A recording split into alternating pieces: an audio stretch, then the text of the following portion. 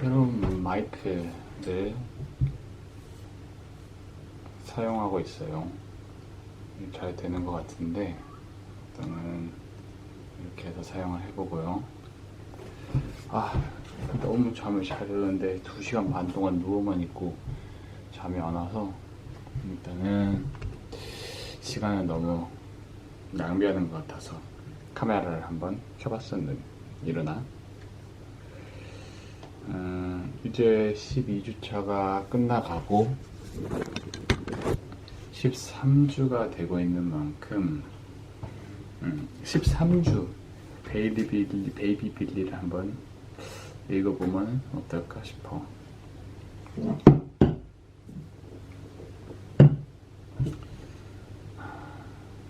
잠이 너무 안 와서 냉장고에 있던 맥주를 한 캔 마셨는데 하이네켄인데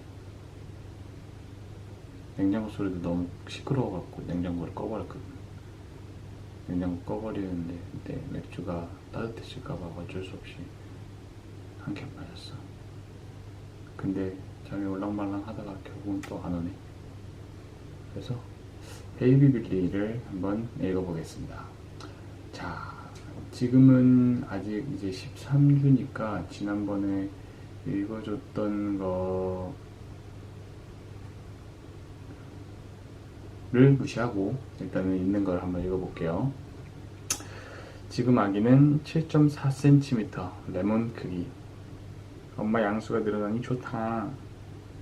이제 저의 투명한 피부가 점차 살이 오르고 심장박동이 힘차 얼굴에 붉은 기운이 감돌게 돼요. 눈꺼풀은 아직 내리 덮인 채로 형태가 잡히는 중이지만 두 눈이 콧등 주변으로 모이기 시작한답니다. 목도 생기고 어른 턱 및 군살처럼 생겼던 바깥 귀가 점차 목 위 부분으로 올라가면서 엄마의 양수도 드러나요. 이른이의 양수가 늘어나는 시기라고 하네.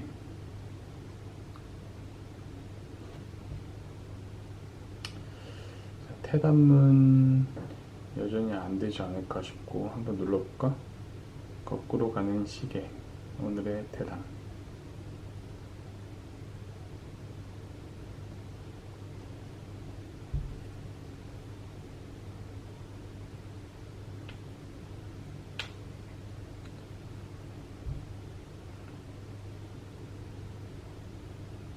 여전히 안 들어가지는 것 같아. 대담은 그래서 패스하고 검사 증상으로 갈게. 검사 증상은 지난번에 10에서 13주까지는 다 읽어줬었어서 아직 14주가 되려면 4월 25일이면은 목요일인데 그때는 또 이제 14주가 다가올 걸 기다리는 마음으로 한번 읽어보겠어. 복부 초음파 검사. 복부 초음파 검사를 왜 할까요? 엄마가 저를 또 볼 수 있는 시간이에요. 저의 모습 확인과 엄마의 양수의 양이나 태반 위치 확인이 가능해요. 임신 중 초음파 검사를 통해 아이에게 이상이 없는지 확인하고 태반이나 제대, 양수 등도 체크할 거예요. 모든 이상을 알 수는 없지만 초음파 덕분에 빨리 이상을 발견하고 치료를 시작할 수도 있어요. 어떻게 검사하는데? 엄마의 배 위에 피부에서 초음파 기구를 움직이며 뱃속 아기를 보는 복부 초음파 검사예요. 초음파란 사람이 들을 수 있는 소리의 한계를 넘어선 고주파수, 초월계의 음파를 의미해요. 물체에 반사되어는 측정이 있어서 이러한 초음파 특성을 이용하면 몸속에 기구를 삽입하지 않아도 내부 장기나 구조를 눈으로 직접 확인할 수 있어요. 통증이나 위험성이 없으므로 반복적으로 시행할 수 있어 임신기간 동안 많이 사용하게 될 거예요. 라고 하네. 일단은 최고로 많이 하는 최다 출현 검사가 복부 초음파 검사라고 하는데 초음파 검사를 받을 때는 꽉 끼지 않는 옷을 입는 것이 좋아요. 원피스 착용은 불편하기 때문에 투피스를 입는 것을 권하며 병원에 따라서는 검사용 가운으로 갈아입기도 해요. 복부 초음파 검사는 방광에 소변이 가득 차 있어야만 검사가 가능하므로 아침 일찍 대변을 보시고 검사 2-3시간 전부터 물을 500ml 이상 마시고 소변을 참고 오시길 바란대. 3일날 우리 갈 때도 이렇게 해서 가야겠다. 초음파 안전한 거야? 이 초음파 X선 촬영처럼 위험한 것은 아니야? 생각하실 수 있어요. 의료용 초음파는 엑스레이와 달리 아이에게 위험할 만큼 강한 에너지가 발생하지 않아요. 즉, 초음파는 이러한 X선 촬영이나 방사선 동위원소 검사처럼 방사선에 의한 피폭의 염려가 없어요. 따라서 임신부나 유아도 안심하고 검사할 수 있는 방법이랍니다. 우리나라 임산부는 출산까지 1인당 평균 7.5회나 초음파를 받는다고 해요. 대한산부인과학회는 입체 초음파와 태아 심장 초음파 1회씩을 포함해 모두 5회 내외의 초음파를 권하고 있답니다. 초음파 검사로 뭘 보는 거냐면 시기에 따라서 초음파를 통해 확인하는 항목이 다른데 임신 초기에는 지인의 초음파로 자궁안 태아가 들어있는 주머니 또는 태아 심박 여부를 확인했었고 임신 8에서 10주에는 CRL, 태아의 머리부터 엉덩이까지의 길이 측정을 통해 임신 주수를 확정하고 이 시기에 아이는 CRL에 개인차가 없다고 한다. 장신의 농구 선수도 귀여운 체조 선수도 CRL 수치는 비슷비슷.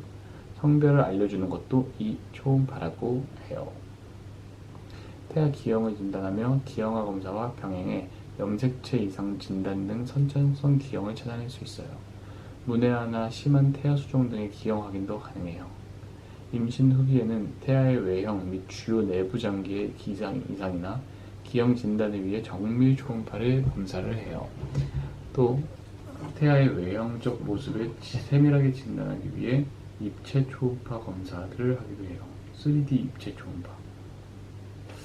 무조건 3D 입체 초음파가 더 고급 기술 같다라고 생각하는 것은 틀려요. 2D 초음파는 신체 단면이 영상을 비추므로 내장 등 몸 내부 모습을 보는데 매우 효과적이에요. 라고 한다. 초음파 사진을 어떻게 보관할까? 가멸지에 인화된 초음파 사진은 시간이 지날수록 색이 바래고 옅어질 수 있어요. 아쉽게 추억이 사라지지 않도록 핸드폰이나 카메라에 찰칵 기록해두거나 공기 접촉을 최소화할 수 있는 앨범에 보관해놓는 게 좋다고 하네요.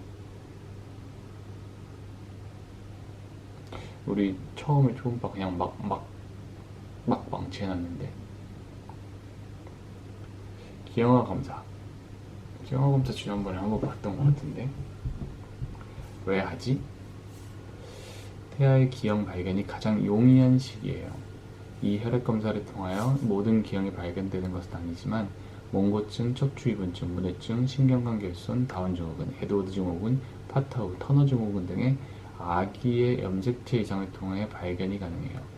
기형아 검사는 주로 트리플 검사와 쿼드 검사로 나뉘는데 트리플 검사는 임신 중기에 임신부의 혈액에서 알파-페토프로테인 총육모 생식선 자극 호르몬, 비결합 에스트리올을 검사하여 태아가 다운 증후군, 에드워드 증후군 혹은 신경관결 손인지를 추정할 수 있어요. 쿼드 검사는 트리플 검사에 인히빈 A 이합체 검사를 추가해 다운 증후군의 발견률을 80%까지 높이는 검사랍니다. 쿼드 검사를 통하여 신경관결손, 다운 증후군, 에드워드 증후군, 파타우, 터너 증후군 등과 같은 아기의 염색체 이상을 확인할 수 있어요. 어떻게 검사하냐면 엄마는 혈액 검사를 해야 하고 체외실에서 혈액 채취 후 검사용 연기 나오면 병원에서 해준다고 하네. 쿼드와 트리플 어떤 것을 골라야 하나요? 쿼드 검사의 기형 발견률이 트리플 검사보다 높아 많은 산모들이 쿼드 검사를 고르신답니다. 트리플 검사는 의료보험이 적용이 되지만 쿼드 검사는 의료보험이 적용되지 않는다는 단점이 있어요. 하지만 보건소 쿼드 검사는 보건소에서 직접 검사를 해주는 곳도 있고 다니고 있는 병원에서 무료로 받을 수 있도록 쿠폰을 제공해주는 곳도 있기 때문에 제공 방식은 거주하고 있는 보건소에 문의해보는 게 가장 정확합니다. 만약에 결과, 쿼드와 트리플 검사 결과 비정상이 나왔다고 해서 꼭 태아에게 이상이 있는 것은 아니래. 염색체 이상이나 신경결손과 같은 기형에 대해 위험이 높은지 여부를 알아보는 것이지 검사 결과 수치가 높게 나온다면 기형아의 확률이 정상보다 높다는 것을 의미하므로 양수검사, 정밀초음파 검사 등을 통해 이상 여부를 보다 정확히 확인해야 한다고 하네.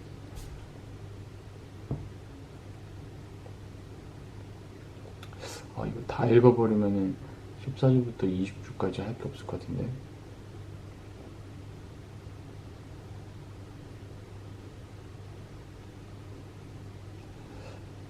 하나만 더 읽을까?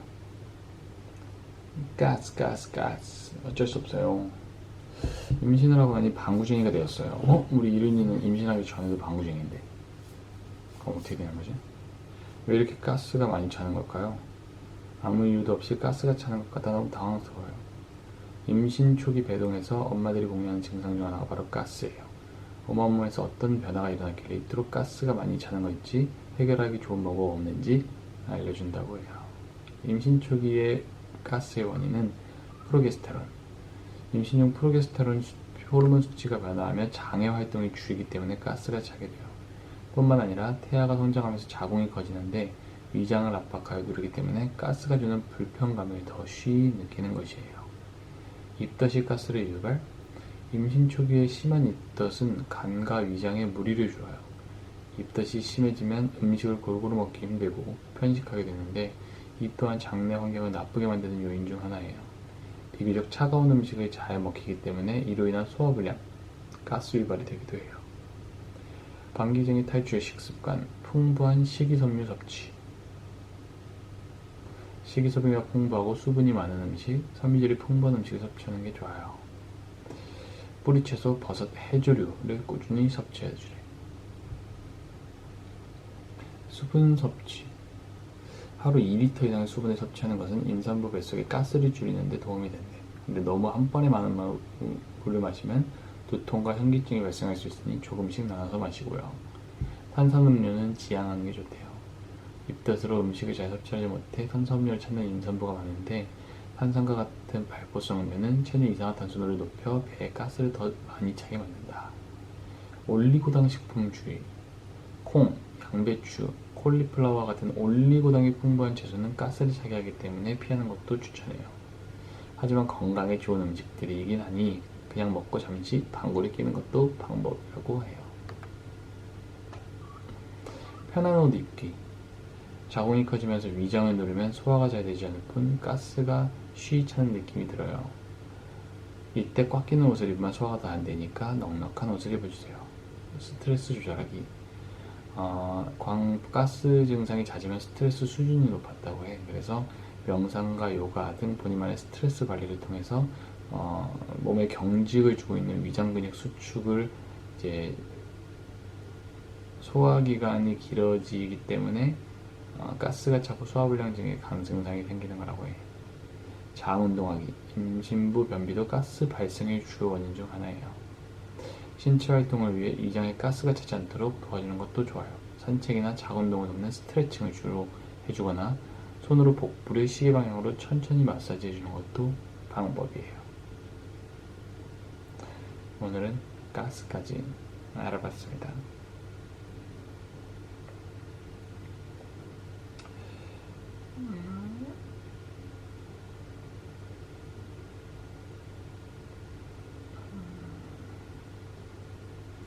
오늘은 이 정도 읽어주고 또 다음 기회에 만나요. 안녕.